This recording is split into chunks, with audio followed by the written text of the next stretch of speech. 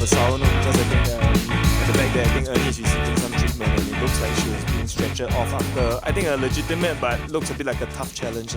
So, I mean, thoughts go out to Ernie, but I have here with me Ethan.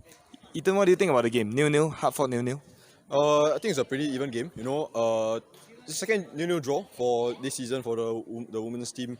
Of course, it was a difficult game against Tiong Bahru. They are one of the better sides in the league, so I'm not too surprised actually for this 0-0 draw. Even though it's unfortunate that there were no goals today. I was hoping to see some goals being scored, but it is what it is.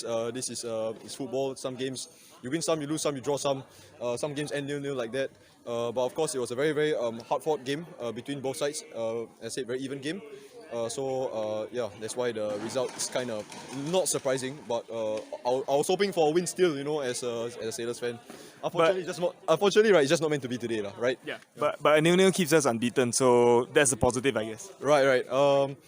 Actually, it doesn't matter at this point. Like, we're still unbeaten. It's nice to think of it in that way.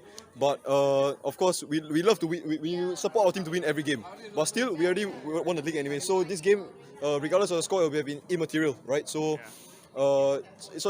actually, I take the 0-0 draw. I mean, as you said, the unbeaten run is still there. Yeah. Hopefully a win in our last game. Yeah, and I think your unbeaten season would be pretty cool to have. But Ethan, come tell me, who do you think is your woman of the match? It's not too. It's a difficult decision to make once again because I think everybody fought really hard, but probably I'll say Dorcas because she was the most dangerous in attack. We're always playing through balls to her down the right wing, especially in the second half. First half, not much impact from both sides, but in the second half, you see we started to look a little bit more dangerous on the attack, and of course Dorcas, when we play those through balls to her, more crosses came in, Yeah. Unfortunately, we weren't able to finish them off, but still, I think she's one of the standouts today. But not like it's not a very obvious standout still, but one of the better players today. So probably just say she's the woman of the match for today. Yeah, I think I think Dorcas was visibly affected when she missed that chance. But I mean, Dorcas, you have been so good for the Sailors all season, so really don't let it get too hard. And yeah, and I think really, we look forward to next week's game. We hope that they can finish unbeaten. And so thank you very much, Ethan. We hope to see you again. And get well soon to Ernie as well. Get well soon, Ernie. All right. It's 11th Talk. Eddie here. Obviously, I have a familiar face to some of you. This is Kenneth, right? If you don't know him, right, he's the guy who is writing a lot of the articles for LCS. And, you might have appreciated all his penmanship and all his great articles, but you've never seen the man. So here we are at 11th Talk showing you the man behind the articles. All right, so Kenneth, I'm going to ask you about today's game. 0-0. Some may say disappointing, but I thought actually it was a hard-fought game, and I really appreciated that Tiong Bahru really stepped their game up and gave us a great spectacle to watch despite the 0-0. What are your thoughts on the game?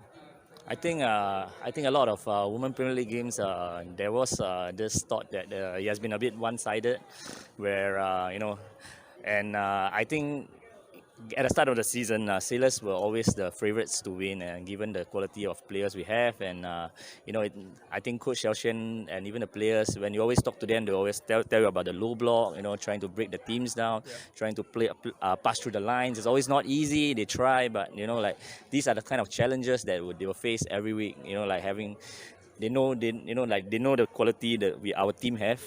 So they will just kind of frustrate you. Put in the challenges, as I was telling some earlier, Tiong Bahru clearly had that physical side to them, and for some reason we may not have coped, very well with that. But that's learning points for the players. I mean, once they go on the international stage, that there's always physical games, physical opponents. These are things that they would need to learn, how to cope with it. I think there was some frustration about how the referee calls. I wouldn't go into whether it's correct or wrong, but that's the game. Whenever the referee, there's surely be frustration about how you deal with it. I mean, fair enough. You see towards the end of the game, we see players like Dorcas running his socks off. Even Maddie was, still driving forward. They were still trying to get that win, lah. I mean, we have technically sealed the title, but for us, it's still important for us to aim for a win in every game. So we see that determination towards the end. So fair play to them, and they still have one more game to go.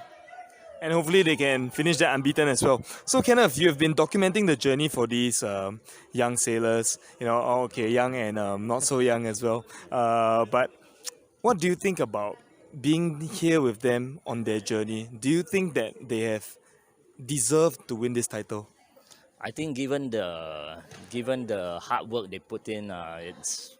I mean, I couldn't say more for the hard work lah. I mean, we cannot forget most of them are not full-time players. I mean, I've been asked by like journalists before, like, do you have any full-time players? But I would like to know like anyone have done football full-time. But I think most of them, they have work, they have studies, they are doing something outside. So I mean, given the fact that they don't train like sometimes it's so easy to watch, comment, but sometimes we do realize, you have to realize that they are not full-time professional players. They train maybe 3 times a week, so a lot of times they have to do their own training. And given that, I mean I work in the office, and I would see players like Hui Sing, Summer and Nico who have since went abroad, but they would always make it a point every 1 week, around 2 days, they'll come in the afternoon, hot sun, 3 p.m. they're just kicking, honing their skills without any training. This is on their personal accord. So Ernie and Izzati, they will make it a point like 3 times a week they will go to the gym, and it's on their own accord. There's a lot of self-discipline and stuff. And I mean, on the team front, I think for Xiaoshen, they will always talk about the players every week. You don't know which player you have, like us, like we have players going back overseas to studies. We have, players last minute who have work, like these are issues that she has to cope with, and it's not easy for her, like as a coach, you kind of don't know what you have before the game. But I mean, on the whole, I would say, I mean, individually and as a team, they deserve the trophy. Oh, thanks for the very insightful reply. And if you think we're about to let you go, no, there's one last question. Very short one though. So Kenneth, how does it feel to finally be interviewed by someone instead of being the one interviewing? I mean, for me, I always will be, be nervous before interview, but you put the mic on me, or I will try to share my honest thoughts and whatever I can share from my point of view lah. Given that I kind of had a bit more insight with the team, I can try to share a bit more lah. So I mean, it's amazing for me, like to see the team grow, be it the men's team, the women's team, and every day I see the academy kids, it's just amazing to see the club growing as a whole lah. And thank you for the interview, and I hope I shared enough stuff with you all. So, Kenneth, thank you so much for your time, and thank you for all the articles you write as well. We really appreciate it. And this is Eleventh signing out.